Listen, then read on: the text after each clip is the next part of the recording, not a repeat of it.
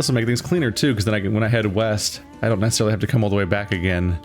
This will be my last time going back east, because it'll be devoid of NPCs for a while, unless they start going that way, I suppose. So I'll only have to come back to the east if they make me walk back to the wolf, I suppose. What kind of items we got now? A glowing blue flame, the soul of a musician without choices. That takes me to Nashville, Tennessee. Bone dice takes me to Miami, Florida. Birmingham. The heroin, yeah. The flute takes me to Denver, Colorado. So that takes me right back to that's my shortcut back to the West Coast, thankfully. Chicago, Illinois, a dusty, dried sunflower head. Jacksonville, an acorn that tinkles like a little silver bell whenever it moves. Alright. Things are going well now. Alright, back to actually figuring out where to go next. East. Mostly east, but a bit north too. We'll get there. Might be able to catch a ride here if I get to that town.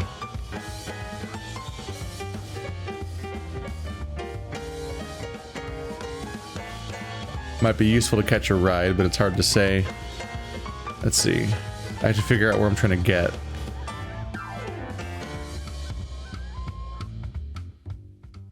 Chicago. Yeah. Because I was low level back then, I never defeated any of the storylines there in the top corner. Which means I don't have any, as far as I can remember from all those different totems I just ran through, none of them are from there.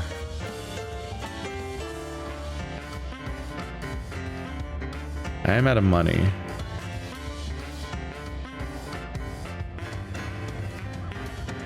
Oh hey. Almost missed you.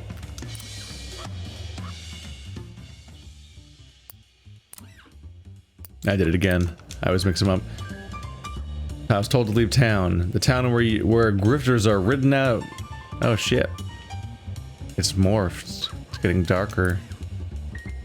Ain't no grifters allowed around here. Washington, D.C. would be alright. St. Louis. Washington would be a good place to go. Let's see if I can get some real money here. You want the streets looking for cash. Come on. Proper work. Let's do this. It starts to rain in the kind of torrential tree-stripping way that only happens once or twice a year. Everyone scrambles for cover, but one guy stands out in the street. A fellow with a bale of bent and lopsided umbrellas. 10 cents each, he hollers. What an opportunist. The rain has soaked him through, but he's doing a roaring trade. Hey, he tells you, go run around on the main shopping streets and pick up all the umbrellas you see, okay? People sometimes drop on them when they blow inside out. I'll pay. I'm in. There goes my health, as expected. He's right. There are umbrellas scattered up and down all the streets like fallen birds. You gather up an armful and the umbrella seller buys them all off you for a couple coins. The next morning, though, your throat's hoarse and your nose is running like a faucet. Damn it. No! I only earned half mun. I need full mun, or this is useless. I can't even beg now? Shit.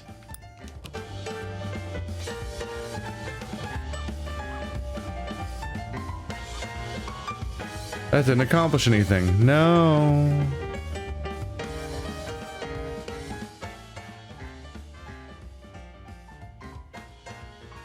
That road's not even necessarily helpful. Give it a go. Please, please, please, please. Yes. Yeah, the secret's to just keep holding right trigger. If you put your hands down, you lose access to cars for some reason. Which is funny to imagine in the universe, the person like making sure to hold their thumb up the entire time while they're getting in the car. Can't even use that arm to like close the door or whatever. It's because they'll get away without you.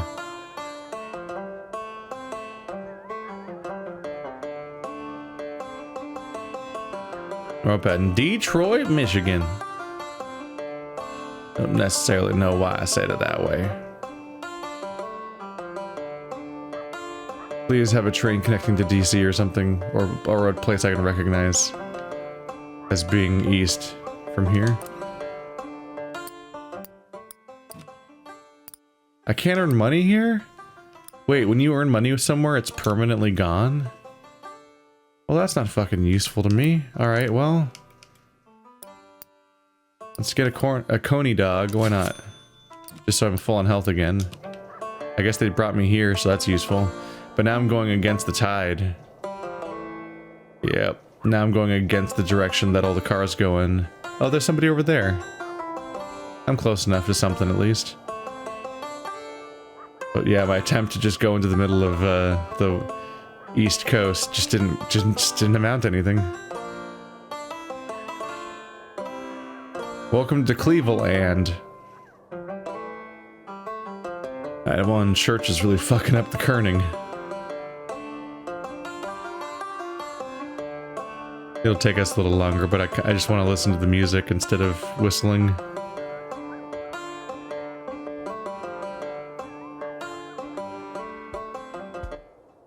Nope. When I went through my little trajectory of wanting to learn how to play guitar and stuff like that, there was a while where I was considering buying a mandolin or a banjo instead.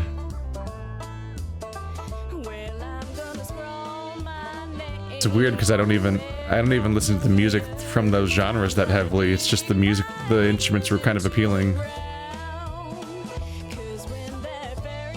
Oh, we're back in the lively Northeast. This is the first song we were hearing at the beginning. I'm weirdly nostalgic about it. It's a nice song. Haven't heard it for a while. Tell him a story about the radio man who left his job on land to provide an AM station to mermaids. He realizes the word. Oh, it's a guy who swam. Oh, well. He got a happier ending, kind of a confusing one, but in the original story, he's just sad and doesn't know what he's gonna do and just crying on a beach. Then he goes into the ocean, creates a radio station for mermaids. Apparently mermaids got it's fucking bullshit. Shut up. Apparently mermaids have electronics that work underwater and radio and so on, and they love radio and they speak our language. The man is the color of mill dust.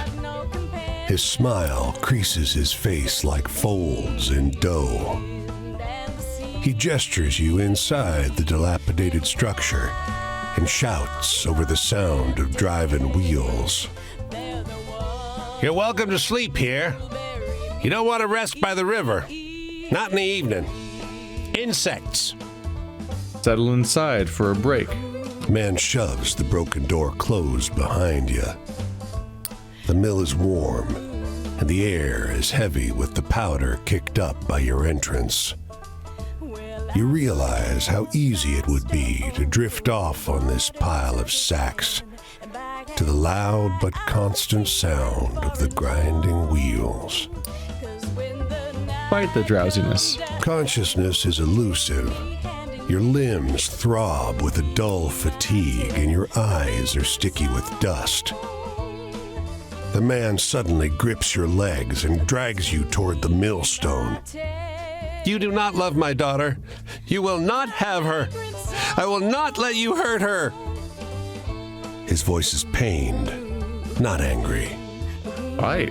Your hand catches a flour sack printed with brightly colored flowers. A puff of flour makes you sneeze, and you wake. The mill is quiet. Its works long disconnected. In your hand is the faded remnant of what might once have been a bag or a piece of a dress.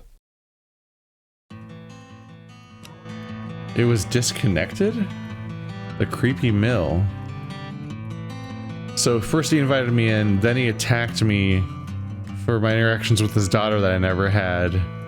And, oh, there's one right there. To the north. Oh yeah.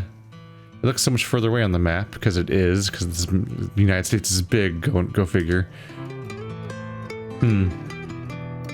But then I wake up to find that the mill was abandoned. Oh, there's the other one. The mill's abandoned anyway. That was a ride.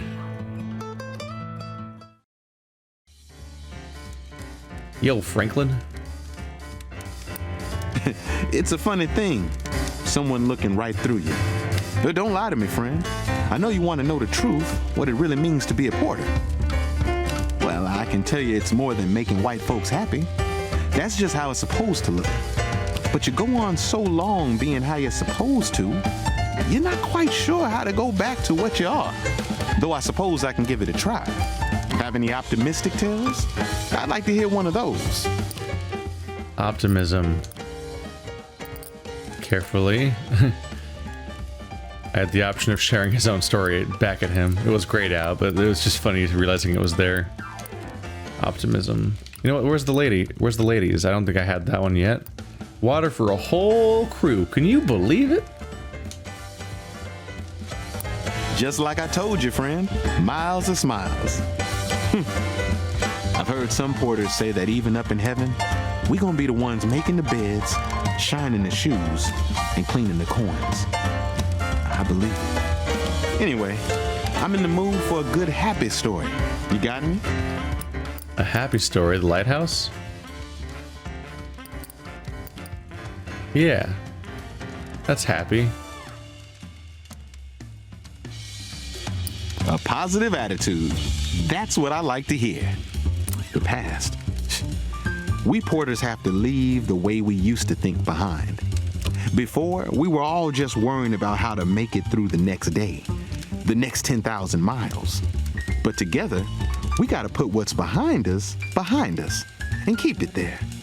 Now that we've got the brotherhood, we porters have a bigger future to think about. You got any stories with a bit of excitement to them? Nope. Bye-bye. Another night over. I've got to get going. My journey takes me down the rails this way, but it was good talking to you. He's hauling ass clean the other way. And how'd you like that, Sharon? Our dark silhouette's a little easier to make out. Sooner or later, the whole world's got to know what we really are and what's it really like. That's the only way we're really gonna matter to anyone besides ourselves. And now that you know the bad, doesn't the good sound that much better? Sharing goes both ways, though. Is your truth a little more complicated, too? Franklin's Travels. I'm not in a grow market right now. I'm all stocked up with high-level stories to clear this area out, so I leave as soon as we're done so I don't end up spending more than I might need for during the next round.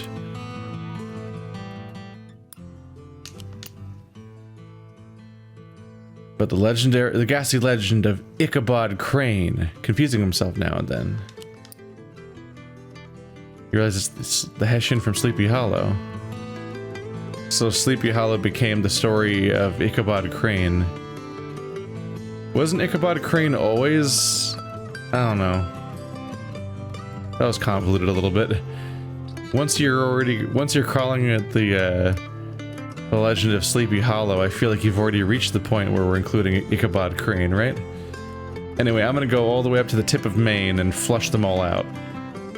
Not necessarily to the actual tip of Maine, but I'm gonna go as far up there until all the storytellers start going south. Because it feels like I feel like I'll waste time if I go back south to chase that guy down if they'll also go south when I get to them. But they can't go north, so all progress north is permanent for me. And once I reach the north tip, I can just walk back because I should be done going that way. Two musicians beckon you over. Billy split. Our show's in 5 minutes. You play the upright bass? You don't. Doesn't matter. Keep plucking this string. Look, we'll pay. You fake it for a couple songs, feeling like an idiot, but hey, you got paid. That's amusing. Usually it's harder than that. But I guess the idea is just to kind of make some noise. Basically just started plucking one string at it, presumably, hopefully a rhythm of some sort, so I guess we're just keeping rhythm. Is it the same lake 3 times? That might be the same little lake 3 times.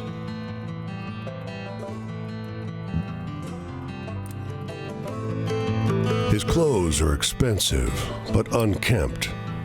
A tailored jacket stretched and warped out of its best fit by long days on the road.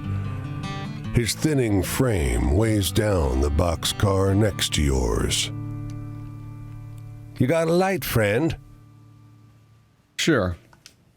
You offer a match, which bends and nearly snaps as he scratches it against the pitted iron edge of the boxcar.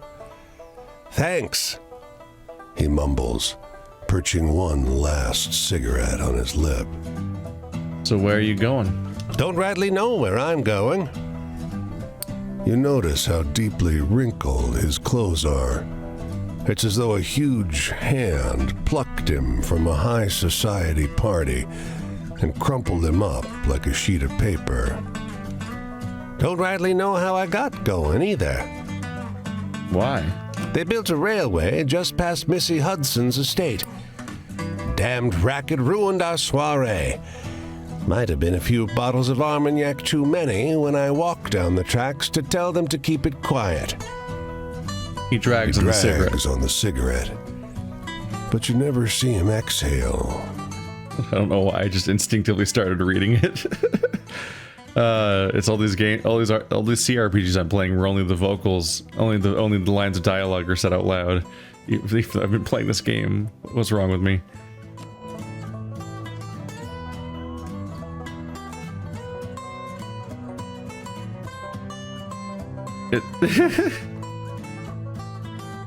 It's really... Oh. It's funny how much you recognize these specifically as being songs that he whistles. So my character does whistle the same songs that are from throughout the game. He just doesn't whistle the right one most of the time. Because yeah, I recognize this from the whistling now.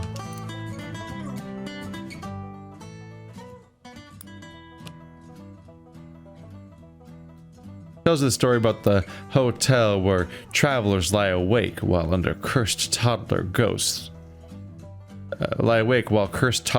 throw Satan's own tantrums.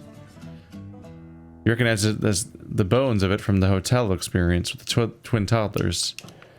Now there's the ghosts of toddlers throwing Satan tantrums. Okay.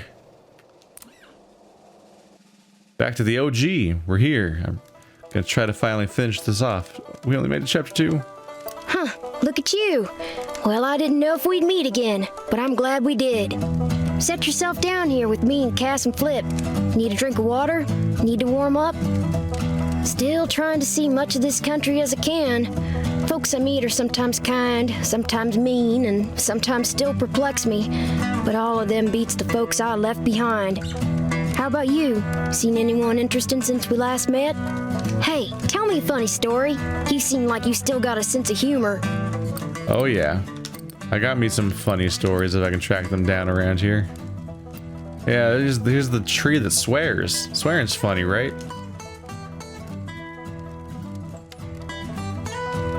That was a chuckle to be sure. Joy. I surely have seen some joyful scenes in my travels. Just a few trains back, I was invited to partake in a harvest by some kindly folk. Had quite the feast, and the dogs got to run around a farm. Wasn't until after I was heading out that I saw the little baby graves. Strange to play stand-in for ghosts. Seems joy's all mixed with sadness these days. Makes my head hurt. I'm in the mood for something real funny like. Strange to play stand-in for ghosts. They entertained him and kept him around for a bit because he was replacing their dead children. Concern. Big concern.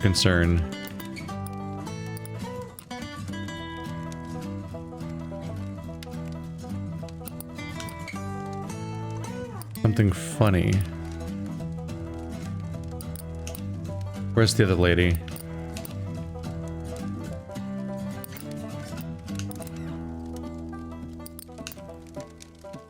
Where's my lady? Where am I keeping her? There's someone. It's the lady that needs people. Yeah, there we go. Asking passerbys to deliver her curses. This was supposed to be funny. In its previous iterations, I think it still is. I'll remember that one. A couple good jokes can get you out of a fix sometimes. In this country, I don't finally know what this thing called America is. I know what I done been told in school, but the words don't fit the picture. What with tramping across the whole thing, figure I'll find out for myself soon enough. I want to hear a story about ghosts or murderers or something. Scary stuff. We got it. Aw, heck. The night's over already. I sure enjoyed talking to you, but I gotta get on. I think I'll see what's happening up the road. Sometimes I surely do wonder what'll become of this land. Folks have been chasing the dream of tying it up for so long.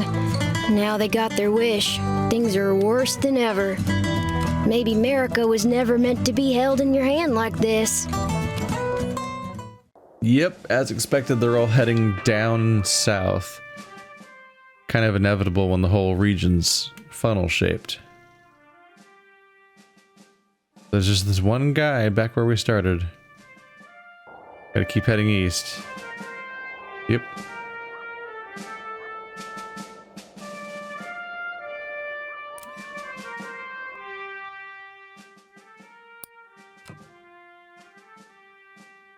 She starts telling you about the trapped ghost who would turn any old faucet. A trapped ghost that would turn any old faucet. It's the one trapped in the... So it was a swearing... What a weird story. I don't get it. It started off as being a tree with bottles on it, then it became a tree with a bottle on it with a ghost just foul-mouthed and swearing all the time. Now it's a ghost that turns like water faucets? Like just cuz, I suppose? Which of these should I go to? Maybe that. Maybe this one first. I'm already in between them. Trying to plan my route efficiently, but the question's always which one do I go to that'll reveal more stories in that direction to pick up. Often not the case.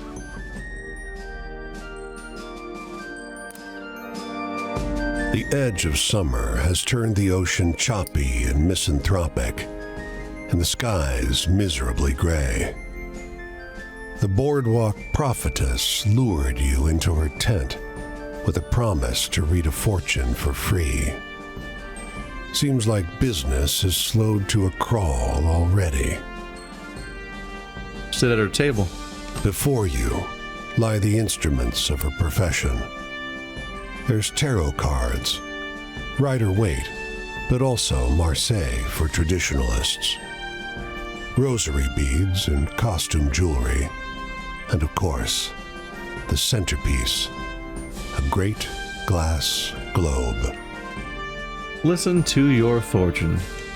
With practiced theatricality, she goes directly for the crystal ball, letting her eyes unfocus as though she can see a great distance into it. She brings up names, places, asks if you've known someone called John, if you have a relative in Newark. We can be a good sport or we can be a dick. Let's be a dick. You deflect her cold reading. What could she possibly know of your life? Her frustration with you mounts. When she abruptly stops talking, you think she's simply given up. But no. Ask her what's wrong. Your eyes, she says, her voice suddenly drained of the bassy drama that was her stock in trade. You've met him. You've seen him, too. You carry him with you. Yes. Did you miss me? The words that come out of your mouth are not your own. They seem unwilling or unable to form properly out of a human throat. They're more like snarls, warning noises of a vicious animal. Try to move. The glass globe shatters. Your vision is hazy, and your body is not your own. You came far to get away from me, the voice lodged inside you says, but this one has a way of wandering. The fortune teller has collapsed, cowering. Consider your debt to me repaid. Blackout. When you come to your senses, you're lying face down on the rough wood of the boardwalk, sore and weak. An empty patch of wood, cleaner than the surrounding planks, is all that remains of the fortune teller's tent. And a curse.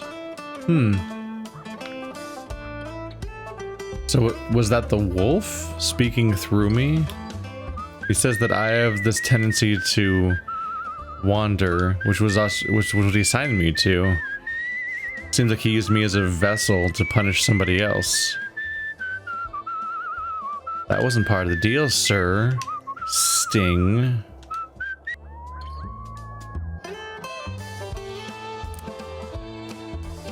A few wanderers like you are looking for a place to camp. We heard there's a Leatherman cave nearby. They tell you. They describe a locally famous vagrant who hiked this area for almost 30 years. He's dead now, but his caves are the best place to camp at any town. Where is it? You and the other wanderers find the cave easily, because someone's lit a fire there. As you approach, you see a silhouette bend over the flames with an odd creaking sound, like a door swinging in the wind. Who's there? His coat is crudely stitched from leather plates that squeak against each other. The Leatherman. One of the others whispers. A ghost. The Leatherman must have heard, but he just stares. His face is corpse still. Of course he isn't a ghost. He's eating, you say, and point out his can of beans. Je ne suis pas un fantôme, The Leatherman says, and adds, idiot. Oh, bursts your companion. Canadien. Soon, he and the Leatherman are deep in conversation, and your group has a safe place to rest. Well.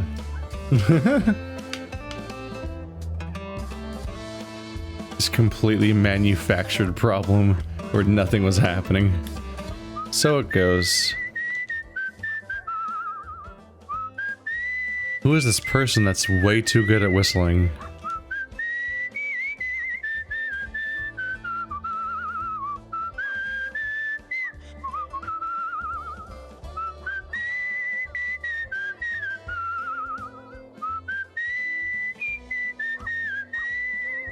Burlington.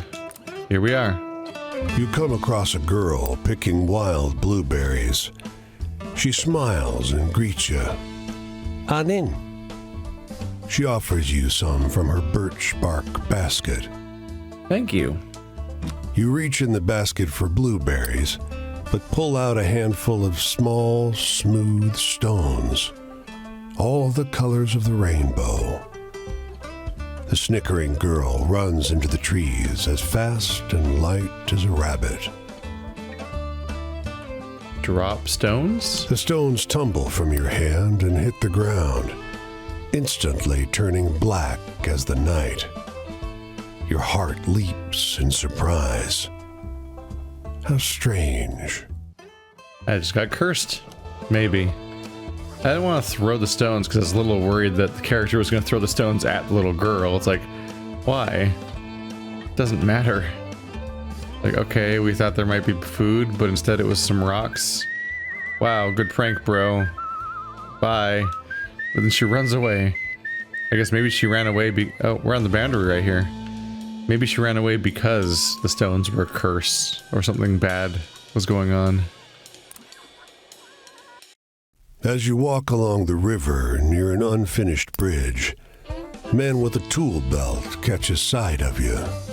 "Hey, over there," he calls out. "You look like you could use a quick way to get some hard-earned money." Hard-earned is right. The bridge hangs high over a perilous drop. Except, "Great!" he exclaims. "Suppose you'll want a safety belt. We Thunderbird people don't need them. We fly when we fall." He chuckles. belt up. You find yourself up high, looking over the rushing river that crashes around the foundation of the bridge. As you work side by side, the man mentions, "You can see Thunderbirds up here if you know how to look." I've seen him before, but inquire. You ask him to explain. "Practice your peripheral vision, if you dare. Last thing you need up here is for them to see you seeing them and come swooping at you," he says laughingly. Try. You only see the clouds thicken. It sure does pass the time working. The man pays you well when you're done with the job. I also lied. Well, me. I haven't seen the Thunderbirds. I just had a story that turned into one about Thunderbirds. Maybe this will turn into another related story.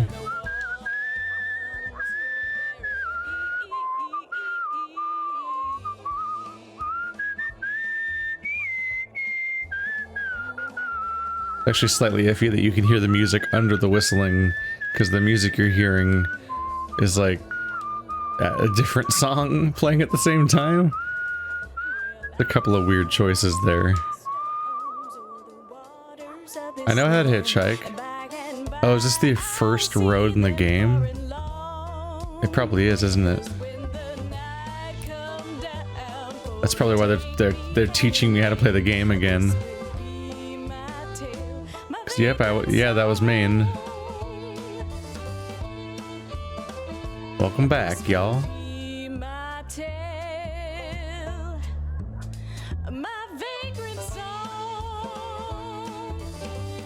Oh, that's more morbid than I thought it was. Oh, well, can I look at that? Yeah. There's a little cross on that boat. I wonder if there's a body on it, or if that's the implication or not. Seems unlikely to be a positive implication.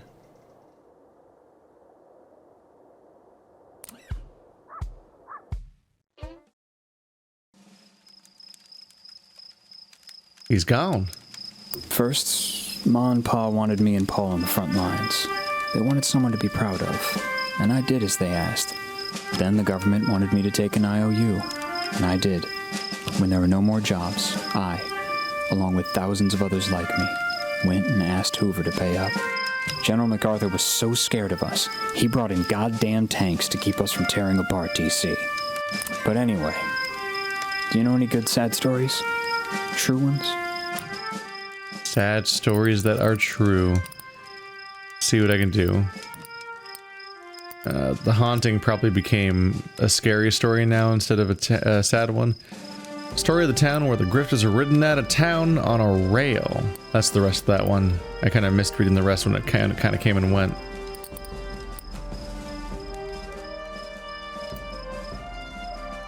AM station for mermaids? Is that sad? It started sad, the last two stages. Yep. Well, maybe you should tell my story to Hoover. I think you might put a crack in his heart. The future? When I was young, I worried about the future.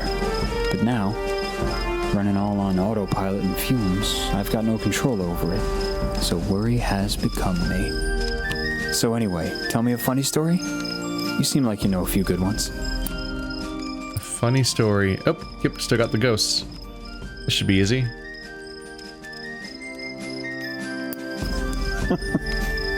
Yeah, Paul would have liked that one. When the memories swirl, find joy again. Between the trenches, I catch a glimpse of Paul before he was gone. And the time before then, well, that was joy to me.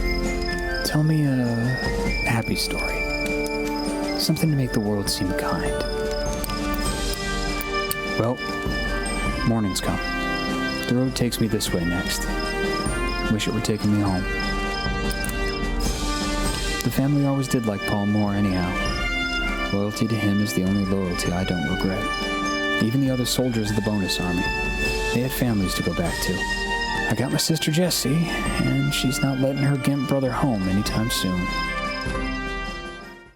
Yeah, it seems very intentional. By the way, it definitely feels like a bit of a victory when you come back and you're like, God damn, yeah, look at me.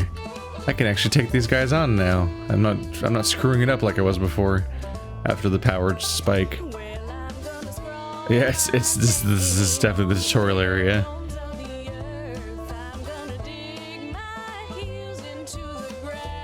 I lost track of my thought. Oh yeah. I think the algorithm is designed to always deposit them the same distance away, like right on the horizon.